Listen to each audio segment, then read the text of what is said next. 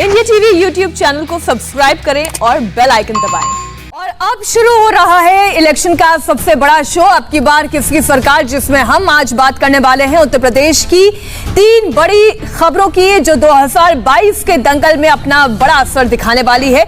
तो बिना देर की आज की 3 बड़ी खबरों पर सबसे पहले हम नजर डालते हैं आज की बड़ी इलेक्शन न्यूज। सबसे पहली खबर, उत्तर प्रदेश में मुहर्रम पर जारी एक सर्कुलर पर हंगामा मचा हुआ है।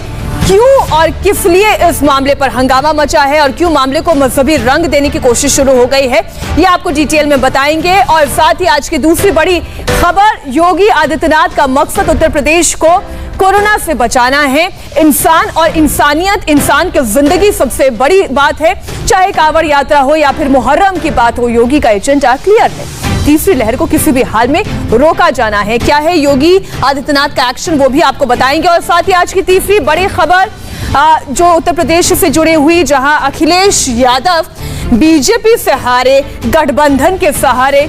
अब बीजेपी को हराने के लिए क्या है अखिलेश का नया प्लान और उन्हें क्यों लगा है झटका, यह भी आपको बताएंगे। लेकिन सबसे पहले आज की सबसे बड़ी खबर की हम बात करेंगे। यूपी चुनाव में कोरोना मैनेजमेंट को लेकर सरकार ने ऐसा कौन सा सर्कुलर जारी कर दिया है जिससे हंगामा मच गया है। खबर की हम बात करेंगे। यूपी चुनाव में कोरोना मैनेजमेंट को लेकर सरकार ने ऐसा कौन सा सर्कुलर जारी कर दिया है जिससे हंगामा मच गया है। सरकार की कोशिश यह है कि कोरोना की तीसरी लहर को रोका जाए, इसके लिए चाहे कोई भी कदम क्यों ना उठाना पड़े, कोई भी इवेंट क्यों ना हो, इससे कोरोना विस्फोट हो जाए, इसे रोकना है। और इससे लेकर मुहर्रम को देखते हुए एक सर्कुलर जारी किया गया है। लेकिन इसकी वजह से जो मुस्लिम धर्मगुरु हैं वो नाराज है। वो ये कह रहे हैं कि डीजीपी को माफी मांगनी होगी। उत्तर प्रदेश में मुहर्रम को लेकर जारी एक सर्कुलर पर विवाद हो गया है। सर्कुलर की भाषा को लेकर मुस्लिम धर्मगुरुओं ने अपना विरोध दर्ज कराया है और डीजीपी ने गलत शब्दों का इस्तेमाल किया। ये कहना है कल्बे जब्बात का शिया सुन्नी को लड़ाने की साजिश है, ये उनका कहना है। दरअसल जुलूस और ताजिया पर पाबंदी लगाई गई है, लेकिन सर्कुलर की भाषा पर सवाल खड़े हो रहे हैं। इस एडवाइजरी में शिया सुन्नी विवाद का जिक्र है, जिस पर शिया समाज को ऐतराज है। मुस्लिम धर्मगुरुओं ने न सिर्फ डीजीपी से माफी मांगने के लिए कहा है, बल्कि ये ऐलान कर दिया है कि अगर सर्कुलर वापस नहीं हुआ तो मुहर्रम पर प्रशासन की हर मीटिंग का मुस्लिम समाज बहिष्कार कर देगा। जिस सर्कुलर पर विवाद है, हम आपको अब वो सर्कुलर दिखा देते हैं। लेटर के पॉइंट नंबर 2 में जो लिखा है उससे लेकर मुस्लिम धर्मगुरुओं का पारा इस वक्त बहुत हाई है। अब जो लिखा गया है वो आपको बताते हैं। पॉइंट नंबर 2 में लिखा है, मुहर्रम अति संवेदनशील है, इसमें शिया समुदाय के लोग तबर्रा पढ़ते हैं, जिस पर सुन्नी समुदाय ने ऐतराज दर्ज किया है। जवाब में सुन्नी समुदाय की ओर से मदहे सहाबा पढ़ा जाता है। शिया जो वर्ग है उसके जो असामाजिक तत्व है वो जानवरों की पीठ और पतंगों पर तबर्रा लिखकर इसे उड़ाते हैं। इससे सुन्नी समाज नाराज हो जाता है। इस मौके पर शिया सुन्नी के बीच विवाद की आशंका रहती है। अब ये जो तमाम मुद्दे हैं उसे लेकर विवाद खड़ा हुआ है। सर्कुलर में इसी भाषा पर मुस्लिम धर्मगुरुओं को आपत्ति भी है। मुस्लिम धर्मगुरुओं की मांग ये है कि न सिर्फ सर्कुलर को वापस लिया जाए, बल्कि जिसने भी इसका ड्राफ्ट तैयार किया है उस ड्राफ्ट बनाने वालों पर भी एक्शन लिया जाए। इसके अलावा मुस्लिम धर्मगुरुओं ने मुस्लिम समाज से पुलिस की किसी भी मीटिंग का बहिष्कार करने की अपील करती है। उनका कहना है कि ये एक पवित्र त्योहार है जिसे बदनाम किया जा रहा है। डीजीपी ऐसा कर तनाव फैलाने का काम कर रहे हैं और साथ ही उन्होंने ये भी कहा कि पवित्र त्योहार को बदनाम करने की ये साजिश है। मुहर्रम को लेकर डीजीपी के सर्कुलर को अब मजहबी रंग देने की कोशिश शुरू हो गई है। डीजीपी के सर्कुलर पर मौलाना कल्बे जब्बात का बड़ा बयान आया है। उन्होंने कहा कि ये गाइडलाइंस नहीं बल्कि मुहर्रम मनाने वालों के खिलाफ एक चार्जशीट है। अब आप देखिए, चार्जशीट तक की बात उन्होंने कह दी। मुहर्रम मनाने वालों को बदनाम करने की ये कोशिश है, ये कहना है कल्बे जब्बात का। हमारी संवाददाता रुचि कुमार ने उनसे एक्सक्लूसिवली बातचीत की। आप उस बातचीत का अंश देखिए। मुहर्रम को लेकर यूपी के डीजीपी ने जो सर्कुलर जारी किया है उसको लेकर विवाद हो गया। हमारे साथ मौलाना कल्बे जब्बात साहब हैं। ये जो सर्कुलर है, क्या क्या आपत्तियां आप लोग को हैं? बिस्मिल्लाहिर्रहमानिर्रहीम। ये देखिए, गाइडलाइन की कापी हमारे पास है और इसको गाइडलाइन नाम दिया गया है, बल्कि गाइडलाइन नहीं है बल्कि मुहर्रम मनाने वालों के खिलाफ चार्जशीट है ये। और झूठे इल्ज़ामात का पुलंदा है ये पूरा, जिसमें वो ये कह रहे हैं कि मुहर्रम के जुलूसों में तबर्रा पढ़ा जाता है और पतंगों पर तबर्रा लिखा जाता है, आवारा जानवरों पर तबर्रा लिखा जाता है।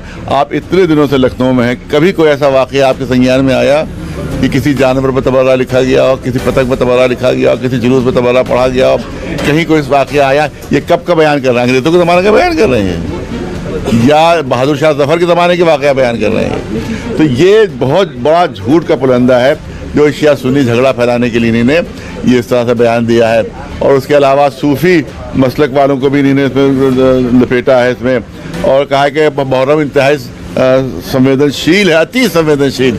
और एक अम्न के महीने को जिसमें शोक होता है, लोग मातम करते हैं, आप कहते हैं झगड़े का जड़ है ये, तो इसको मतलब है आपने मुहर्रम मनाने वालों को बदनाम किया। तो अगर गवर्नमेंट की पॉलिसी के तहत भेजा है तो गवर्नमेंट से शिकायत करना बेकार है, और अगर उनकी ये पॉलिसी नहीं है तो फिर हम उससे शिकायत करते हैं कि इसको जरूर गंभीरता से संज्ञान में लें इनके इस बयान को, जिससे पूरे हिंदुस्तान में झगड़ा भड़क सकता है। वैसे ये जो दिशा निर्देश हैं डीजीपी के, आपको क्या लग रहा है जो आपत्तियां हैं ये बताया चार्जशीट है, ये इसके पीछे क्या वजह आपको लग रही है?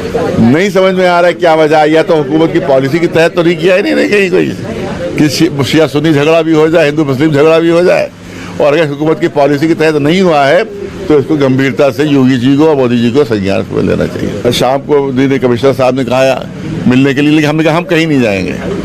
जो मिलने आ सकता है, कोई भी दरवाज़ा खुला हुआ हमारा, तो हर मिलने आता है तो कोई मिलने आ सकता है, लेकिन हम कहीं नहीं जाएंगे, किसी भी इस कमेटी में शरीक नहीं होंगे जब तक ये बयान वापस नहीं हो सकता, जब तक वो उसके बयान को वापस नहीं लेते और उसकी माजरत नहीं करते, उस वक्त तक हम लोग किसी भी पीस मीटिंग में शरीक नहीं होंगे।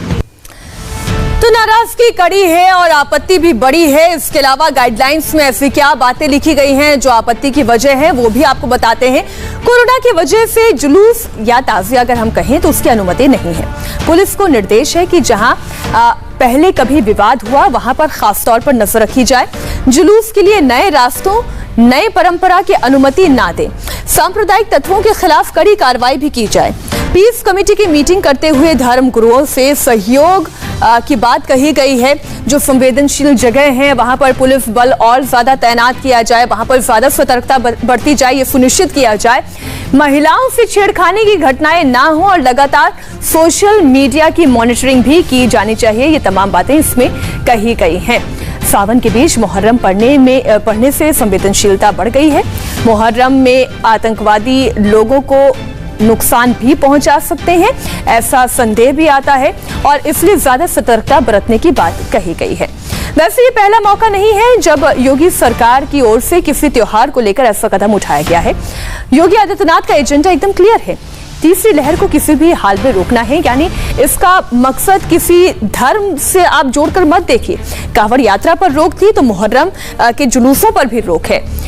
मुहर्रम हो या फिर कांवड़ यात्रा हो, दोनों ही ऐसे पर्व हैं जिसमें बड़ी संख्या में लोग शामिल होते हैं, जिसकी वजह से कोरोना का विस्फोट का खतरा बना रहता है। ऐसे में मकसद केवल लोगों को बचाना है। हमारी सहयोगी रुचि कुमार इस खबर पर जुड़ी हुई हैं, हम सीधा उनका रुख कर लेते हैं। रुचि, मकसद तो बहुत साफ है, चाहे कांवड़ यात्रा हो या फिर मुहर्रम का पर्व हो, मकसद तो यही है कि हम योगी आदित्यनाथ कोरोना की तीसरी लहर को रोक सकें। लेकिन बवाल इतना बढ़ गया है कि कल्बे जवाद साहब को हमने सुना, उन्होंने तो साफ मना कर दिया कि वो किसी भी मीटिंग में नहीं जाने वाले हैं। देखिए, जो मुस्लिम धर्मगुरु हैं वो इस बात को लेकर सवाल नहीं उठा रहे कि जुलूस क्यों नहीं निकालने दे रहे। उनका ये ज़रूर कहना है कि जो ताज़िए निकलते हैं वो घरों से लोग लेके जाते हैं, तो जैसे पिछले साल कुछ लोगों को परमिशन दी गई थी वैसे परमिशन दे दी जाए।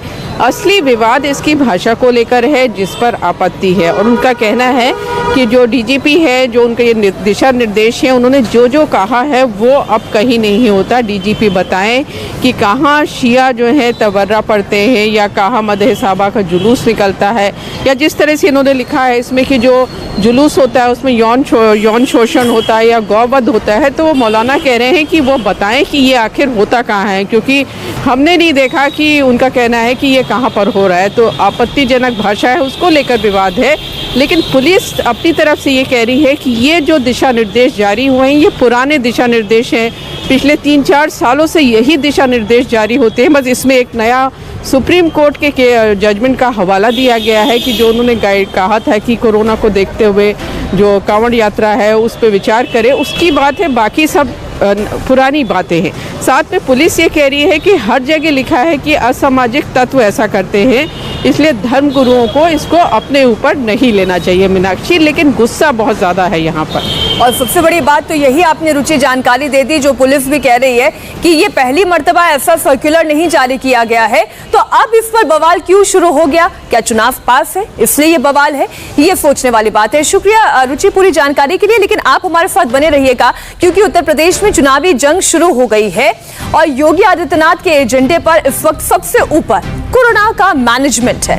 कल गृह मंत्री अमित शाह ने उत्तर प्रदेश के इस मैनेजमेंट की तारीफ की थी और आज खुद योगी आदित्यनाथ ने उत्तर प्रदेश की जनता को एक बड़ा मैसेज दिया। संदेश ये कि खुद मुख्यमंत्री इस लड़ाई में फ्रंट फुट पर आकर न सिर्फ लड़ रहे हैं बल्कि कोविड का टीका भी लगवा रहे हैं। वैक्सीनेशन एक मिशन के तौर पर वो देख रहे हैं और इसे आगे बढ़ा रहे हैं। आज मुख्यमंत्री योगी आदित्यनाथ ने भी कोरोना वैक्सीन की दूसरी डोज ले ली। योगी ने लोगों से भी अपील की कि वो वैक्सीन लगवाएं और जब ऐसे चेहरे वैक्सीन लगवाते हैं तो किसी भी तरीके का भ्रम भी दूर हो जाता है। आपको बता देते हैं कि योगी आदित्यनाथ ने कोरोना वैक्सीन की पहली डोज 5 अप्रैल को ली थी, जब उन्होंने पहली डोज ली थी, जब उन्होंने कोवैक्सीन लगवाई थी। और अब हालांकि 9 दिन के बाद ही 14 अप्रैल को उन्हें कोरोना हो गया था, तो उसके बीच में एक लंबा गैप आ गया क्योंकि आप जानते हैं एंटीबॉडीज डेवलप हो जाती हैं, इसलिए जो अगला टीका उन्होंने लिया वो आज की तारीख में लिया। उन्होंने दूसरी डोज 2 अगस्त यानी आज की तारीख में उन्होंने लगवाई। करीब 3 महीने का इंतजार इस बीच में रहा।